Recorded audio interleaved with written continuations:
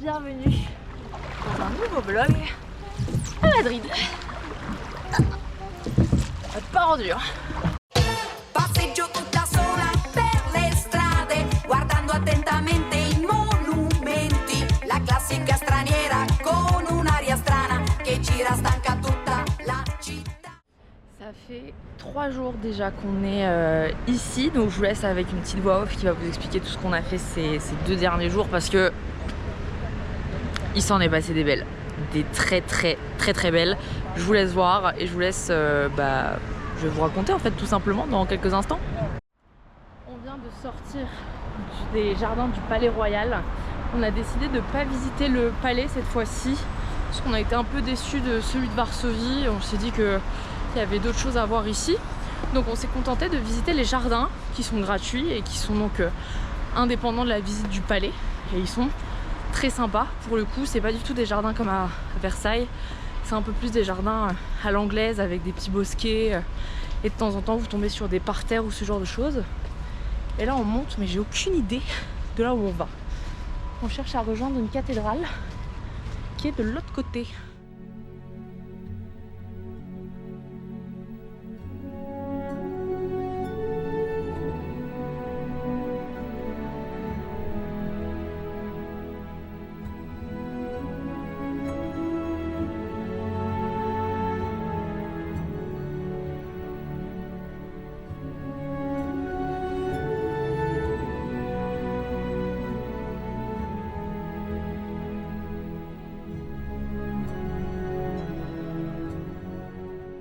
Après cette visite, nous nous sommes promenés en direction du Mercado San Miguel, un marché couvert très connu de Madrid qui a perduré dans le temps.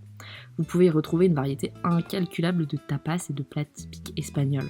Il était malheureusement en travaux lorsque nous nous y sommes rendus, mais ça n'a absolument pas empêché de nous poser pour goûter des incroyables empanadas. Franchement, ils étaient délicieux.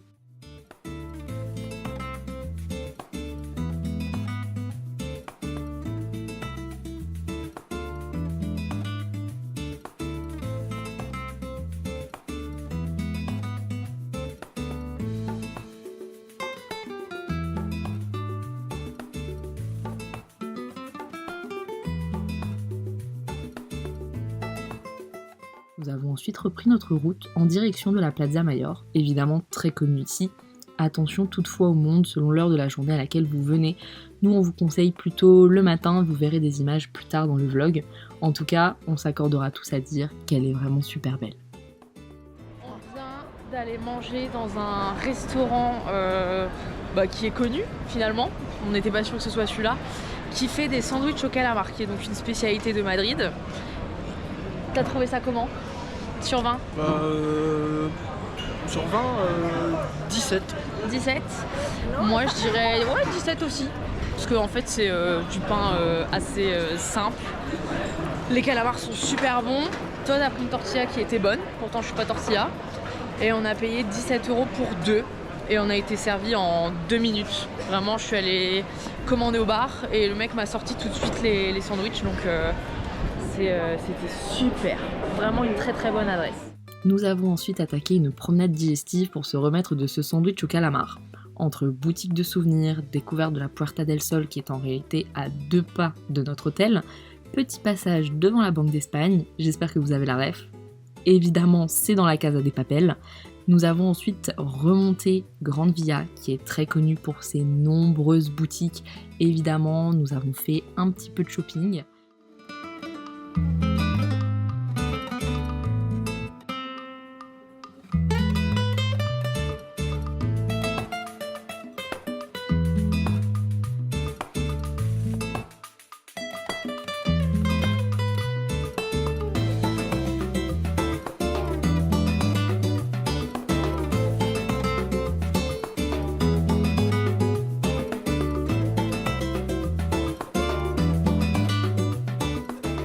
Puis nous sommes arrivés finalement devant l'hôtel Riu, qui est très connu pour son rooftop. Alors à votre avis, qu'avons-nous fait?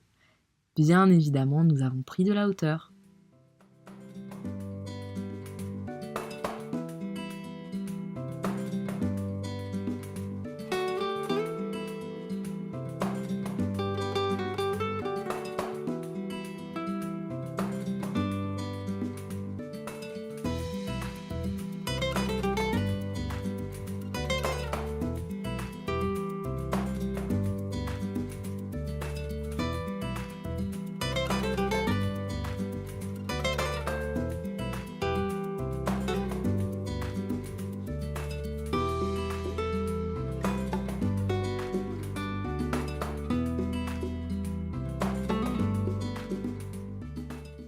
Après cette petite pause, direction notre première activité, un spectacle de flamenco réservé sur Get Your Guide, vous pouvez retrouver le lien en description.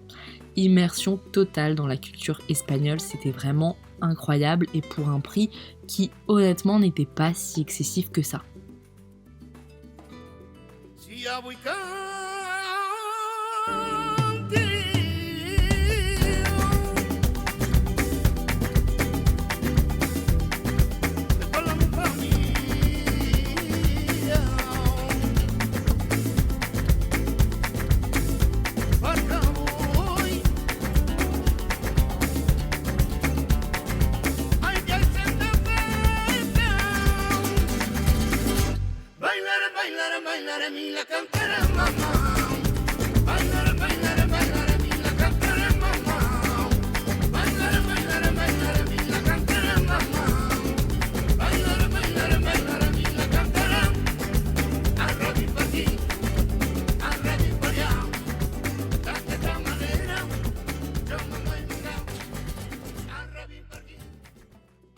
Après cette belle première journée, nous avons continué de nous promener dans le quartier de Chueca, puis nous nous sommes rendus dans un restaurant qui est une institution ici, la Barraca, qui fait l'une des meilleures paellas de la ville.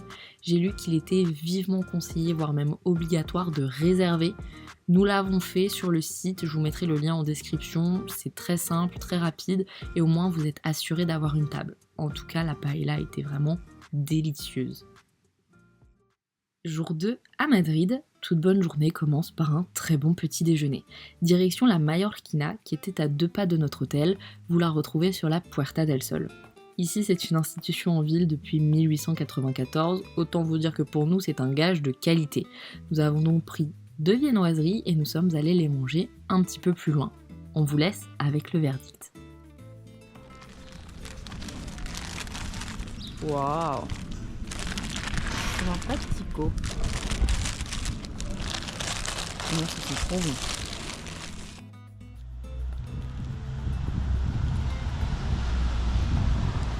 C'est pépite. J'ai bien fait de prendre à la crème. C'est très bon. Après ce bon petit déjeuner, nous avons repris la route en direction de notre prochain point de chute qui n'ouvrait que dans 45 minutes. Donc autant vous dire que nous avons poireauté un petit peu devant le musée de la Reina Sofia. Mais une fois que les portes sont ouvertes, nous étions les premiers à pénétrer à l'intérieur. Nous avons marché aussi vite que nous avons pu. On a entamé le dernier virage, tourné dans la dernière salle et là, nous étions seuls face à Guernica. Et je crois qu'il n'y a aucun mot capable de décrire ce que l'on ressent lorsqu'on se retrouve face à une œuvre qui est aussi mondialement connue, aussi puissante et aussi triste et chargée en histoire que celle-ci. Ça se vit et ça s'apprécie.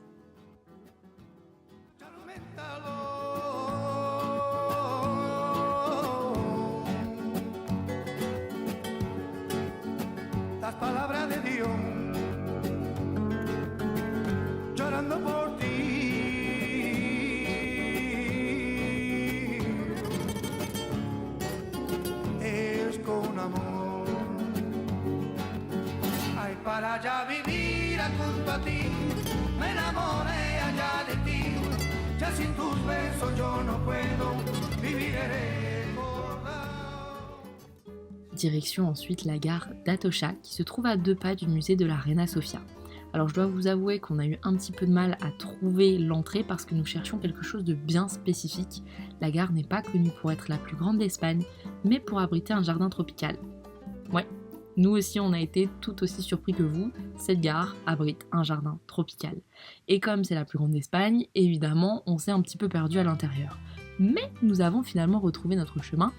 Nous avons découvert qu'il y avait là aussi des travaux, mais ça n'a absolument pas enlevé la surprise de voir cette architecture et ce jardin à l'intérieur qui est foncièrement étonnant, mais pour le coup, c'est vraiment joli et on y est resté quand même une bonne demi-heure à déambuler, à prendre des photos, à monter sur les différents escalators pour apprécier les différents points de vue.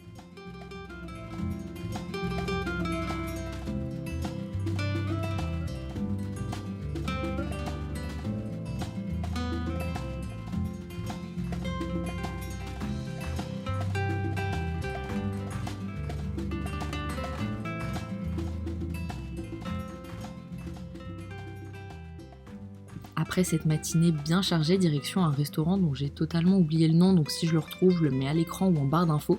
Il se situe à côté du jardin botanique et du musée du Prado.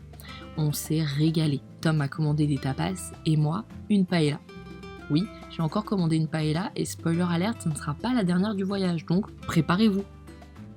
Nous avons ensuite visité le jardin botanique, 5 € l'entrée, et il contient 5000 espèces de plantes et d'arbres différents.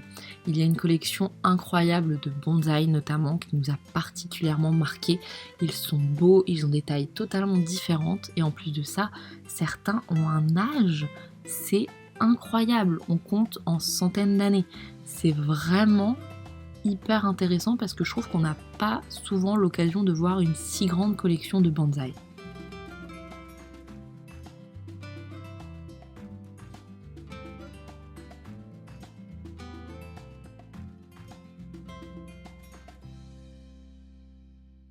Nous vous écrivons pour vous informer que vous recevez des billets mobiles pour le Real Madrid vs Espanyol le 21 septembre 2024 à 21h spécifiquement pour ce match.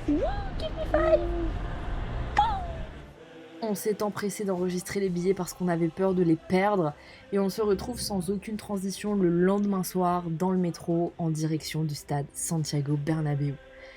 Incroyable. Là on le voit de l'extérieur, mais dans 30 secondes on sera à l'intérieur. Allez, je vous laisse avec ce qu'on a vécu. Il se pourrait bien que le Real ait gagné. À voir.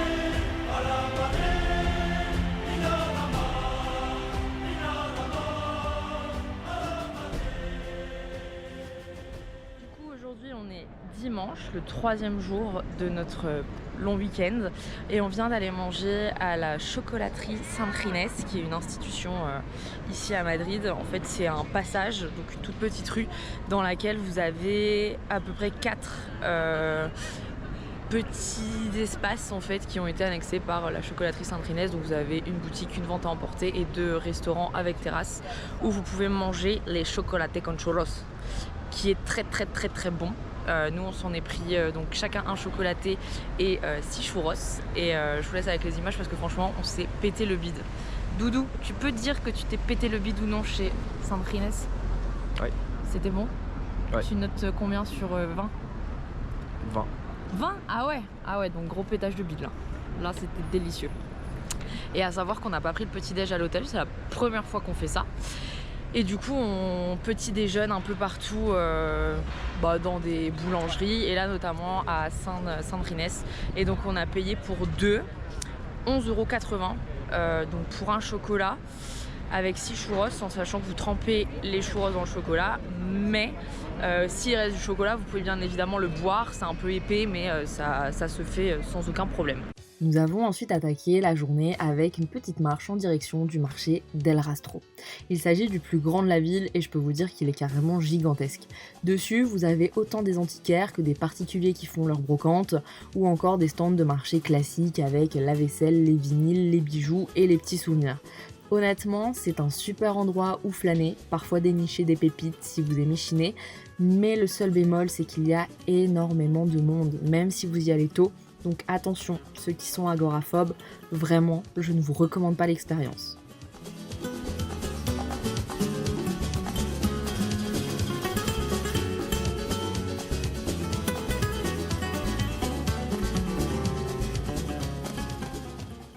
Bon, on vient de sortir d'un resto qui était ma foi très bon, la Boua. Mais, il y a un mais, c'est que outre le fait que ça soit délicieux, c'est la meilleure tortilla de Madrid, enfin l'une des meilleures. Très bon toast au jamon et très bonne croquetas. L'équipe, disons que déjà ils ont un problème avec l'anglais, donc je sais pas s'ils veulent pas faire d'efforts parce qu'on est des touristes Mais en tout cas, ils galèrent à parler anglais. Enfin, on leur parle anglais, ils nous répondent en espagnol. Du coup, c'est un peu chiant, quoi. Pourtant, on essaye de baragouiner quand même ce qu'on peut. Et surtout, quand on a payé en cash. 54, on a donné 60 € alors qu'on devait 54. Et le mec n'est jamais revenu avec la monnaie. Genre, on a vraiment attendu qu'il débarrasse toute la table, qu'il renettoie la table. Limite, il mettait la table pour les suivants. Et nous, on n'avait toujours pas eu notre monnaie. Donc le gars nous ignorait totalement. Pourtant, on lui faisait des signes, etc. Mais il est venu au bout d'un moment en se disant « Ah mince, je vous avais oublié ».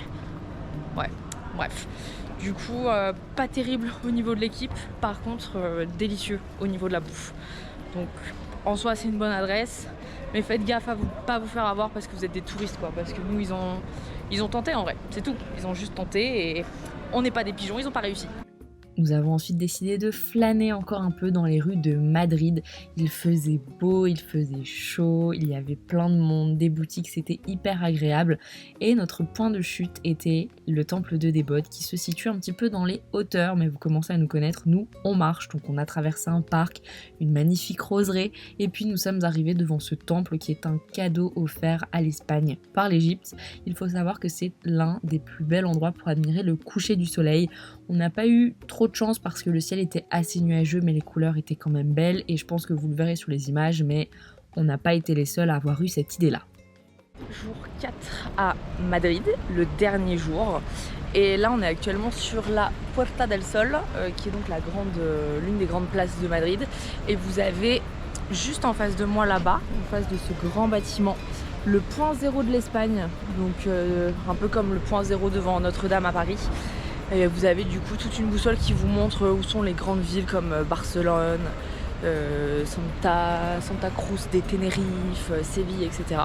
Et en fait on se faisait une constatation, c'est que l'hôtel est à 100 mètres plus loin dans une des rues qui donne sur la Puerta del Sol. Et là il est même pas 9h et il y a, je vais pas dire personne parce qu'il y a quand même du monde, mais il y a pas grand monde justement. Alors que normalement sur cette place là il y a toujours, mais c'était une fourmilière quoi, il y a un monde de chiens. Donc honnêtement, levez-vous, j'ai même pas trop envie de dire tôt parce qu'il n'est même pas 9h en soi, ça va, on n'est pas là à 6h du mat. Mais profitez de Madrid assez tôt le matin parce qu'en fait la ville elle limite dort encore. Et du coup vous avez les rues pour vous, vous avez les grands monuments, les grandes places, etc. Pour vous quoi. Puerta del Sol pour revenir au parc du Retiro parce que samedi quand on est venu on n'a pas pu faire les barques sur l'Estanque. Du coup on s'est dit que ça serait quand même dommage de pas les faire, donc on est revenu là lundi matin à la première heure pour pouvoir se booker une barque et on s'est rendu compte qu'on pouvait réserver par internet via une application qui est l'application de la ville de Madrid. Donc c'est ce qu'on a fait, on s'est booké notre petite barque pour 10h et là il est 9h38, donc en attendant on continue de se promener dans le parc du Retiro. Là on est sous un énorme kiosque qui est tout mimi et puis d'ici 20 minutes on va aller prendre notre petite barque et faire le tour de l'Estanque pendant 45 minutes. Je vous annonce que je vais pas du tout pagayer, c'est Tom qui va le faire. Oups. A few moments later. Je vais peut-être pas pu être championne d'avion, hein.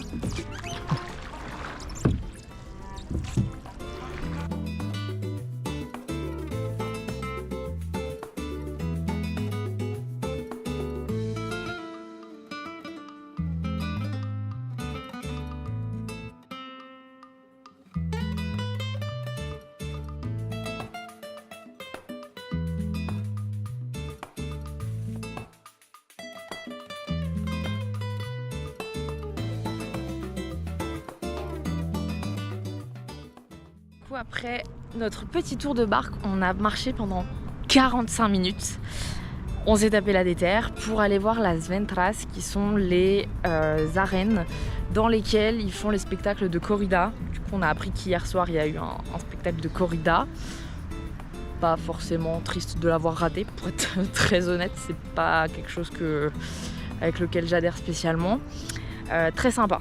Soit dit en passant, le bâtiment, on pouvait rentrer le visiter, mais on savait pas combien de temps ça a duré. Il était déjà midi et on était quand même assez excentré du centre. Donc ensuite, on est remonté vers le parc du Retiro encore. On y a passé un un sacré nombre de fois. Et sur la route, en fait, on s'est commandé des bocadillos, qui sont donc des sandwichs avec dedans du jamon et du queso, donc jambon fromage, mais qui sont du jamon ibérique.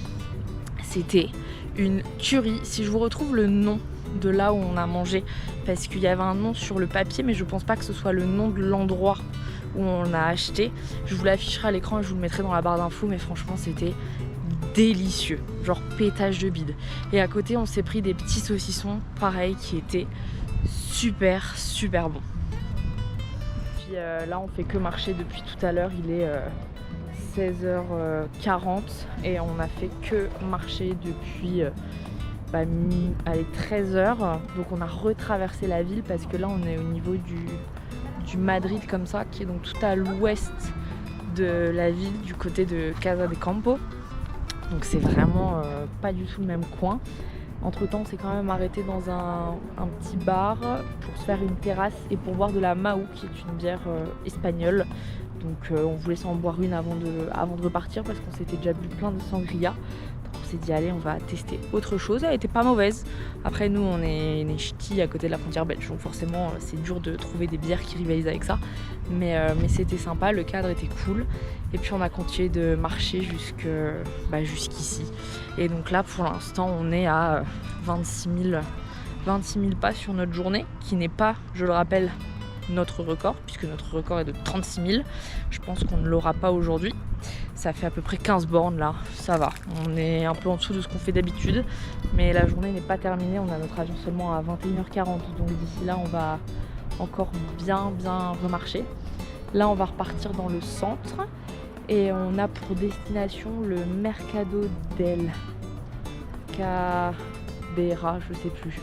J'ai totalement oublié. En fait il réouvre à 17h30. Donc on va s'y rendre en se faisant des petits détours dans la ville, comme on fait depuis le début. Nous nous sommes donc rendus au Mercado de la Cebada et autant vous dire que nous étions sur un énorme fail. En fait, les 3/4 des stands étaient malheureusement fermés et des affiches indiquaient des horaires totalement différents de ce que nous avions trouvé sur internet.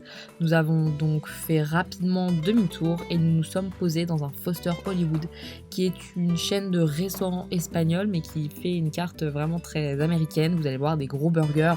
Il fallait qu'on mange vraiment rapidement et sur le pouce, donc au lieu de prendre un McDo, on s'est dit autant quand même tester une enseigne espagnole. Et puis nous sommes rendus à l'aéroport, il était temps de rentrer à la maison. J'espère que vous aurez apprécié ce vlog, n'hésitez pas à mettre un commentaire, à vous abonner, à liker et moi je vous dis à la prochaine.